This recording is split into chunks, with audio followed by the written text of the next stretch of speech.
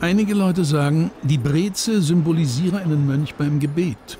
Andere sagen, es sei ein Kind mit verschränkten Armen. Und wieder andere behaupten, es sei einfach das Brot, durch das dreimal die Sonne scheint.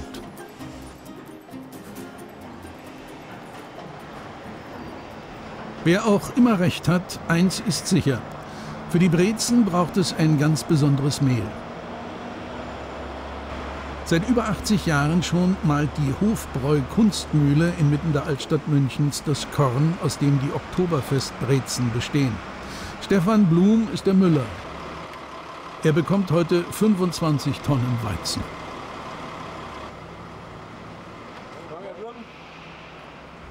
Über die Bodenluke gelangen die Körner direkt in die Mühle. Doch bevor der Weizen unters Rad kommt, prüft Stefan Blum die Qualität. Mit Pilzen oder Ungeziefer befallenes Korn will er in seiner Mühle erst gar nicht drin haben.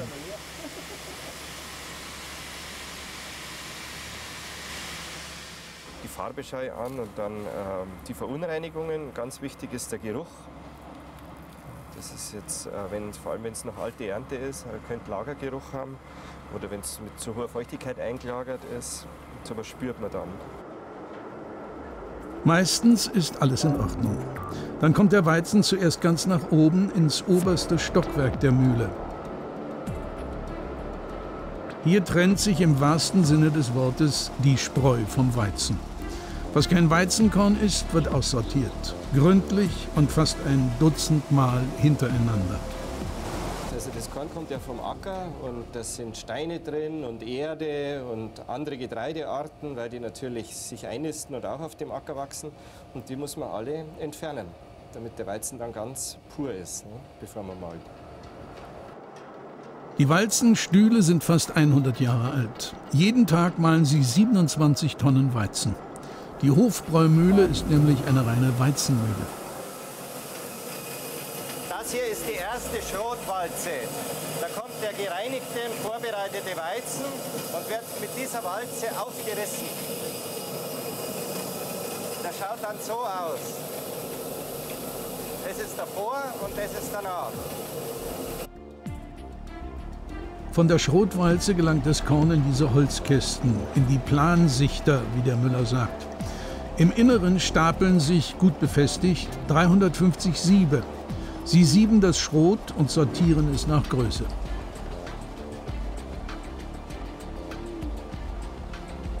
Das ist jetzt das Mahlprodukt vom ersten Schrot. Und das geht im Plansichter auf einen Siebstapel. Das schaut so aus. So schauen die Siebe aus, haben unterschiedliche Bespannung. Wenn wir jetzt das Mahlprodukt draufgeben und simulieren die Bewegung von dem Sichter, dann sieht man, wie sortiert wird. Hier oben bleibt der Schrot, der geht jetzt auf die Schrotwalze.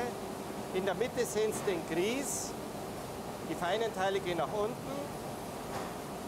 Drunter haben wir ein Mehlsieb, da bleibt oben der Dunst hängen, also etwas gröbere Mehlteilchen. Und was letztendlich durchfällt, das ist das fertige Mehl.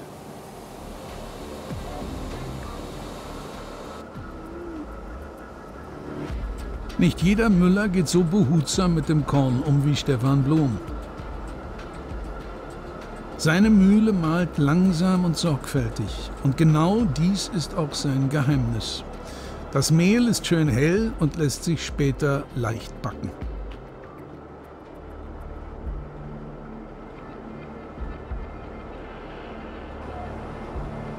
Über dieses Rohr gelangt es schließlich in die Tanks. Stefan Blum hat Platz für 280 Tonnen. Hier ist auch die Weizenmehlmischung für die Oktoberfestbrezen drin.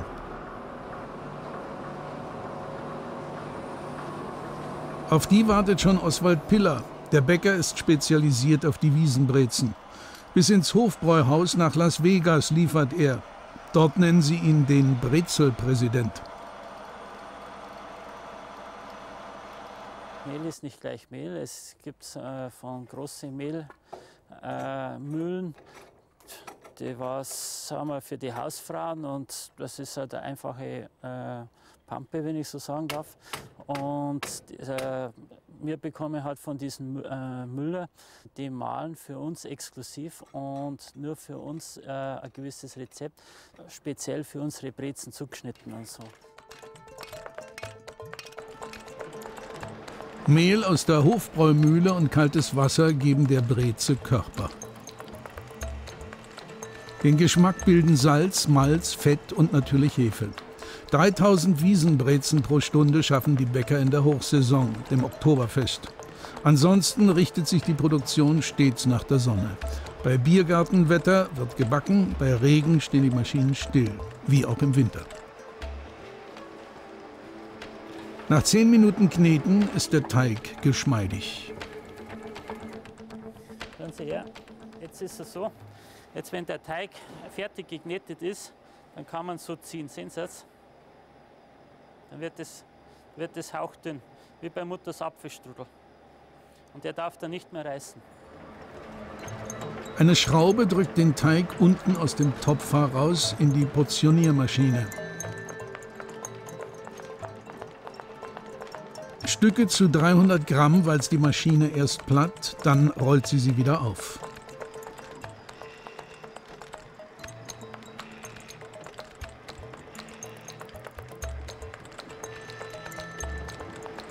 Jetzt wird's knifflig und es braucht einiges an Übung.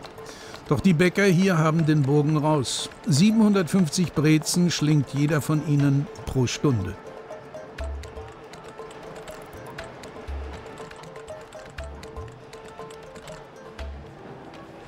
Der richtige Schwung ist, dass man die Hände einmal kreuzt, ohne dass die Breze verschlungen ist, aber nicht die Hände.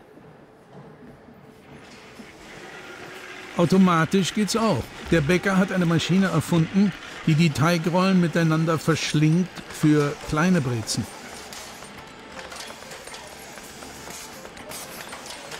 Mit Druckluft saugt sie die Teigenden an und pustet sie dann wieder weg.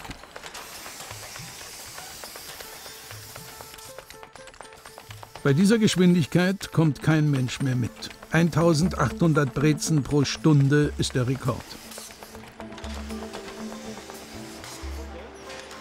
Erst die Lauge macht die Breze zu einer echten Breze. An dieser Station kommen sie tiefgefroren an.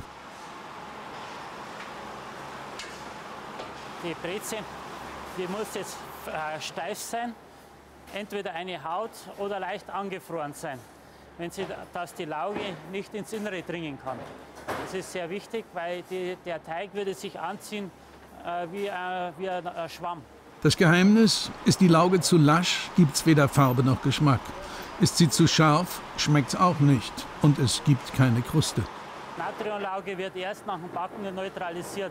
Also erst wenn sie richtig erhitzt worden ist, dann ist die Lauge auch genießbar. So könnte man diese Lauge jetzt gar nicht essen. Das wäre sogar lebensgefährlich. Ja. Da hätten sie Verätzungen. Die meisten Brezen verschickt der Bäcker noch am gleichen Tag, tiefgefroren. Einige aber backt er selbst auf. Bei 250 Grad drehen sich die Brote 18 Minuten in der Hitze, bis sie auf allen Seiten schön braun sind.